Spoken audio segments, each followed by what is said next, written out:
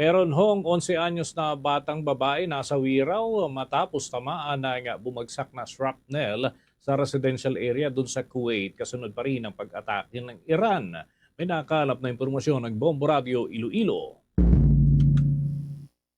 Iniulat ng Ministry of Health ng Kuwait na nasawi ang isang 11 anyos na batang babae matapos tamaan ng mga bumagsak na shrapnel kasunod ng sunod-sunod na pag-atake ng Iran sa buong Gulf region.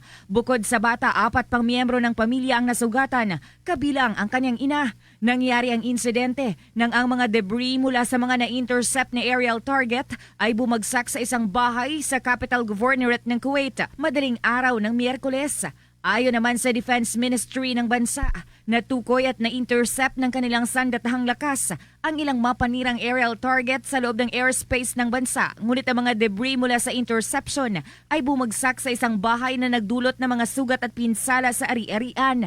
Bagamat hindi tinukoy ng Defense Ministry ang pinagmula ng mga pag-atake, naganap ang insidente habang patuloy ang Iran sa pag-target sa tinatawag nitong US interests sa 8 Arab countries, kabilang ang Kuwait, Saudi Arabia, United Arab Emirates, Qatar, Bahrain, Oman, Jordan at Iraq. Samantala, ayon kay Bombo International Correspondent Lilibeth San Diego na direktang nag-ulat mula sa Kuwait, mahalagang makinig sa payo ng mga otoridad, lalo na kung hindi pa pinapayagang lumabas ng bahay. Hindi rin umano dapat magpanik sa panahon ng mataas na tensyon, lalo na't kasalukuyang hinaharap ng kanilang sandatahang lakas ang sunod-sunod na mga missile at drone na na-detect sa airspace ng bansa. Yung mga advice ko dyan sa mga kababayan namin dito sa Kuwait natin, ang kababayan ko, marami kasi kami dito, sir, dami. Ang advice ko lang na stay muna sa bahay, huwag mo nang lumabas. Huwag nang magpaano ba, yung kuminsan isipin mo na kabahan o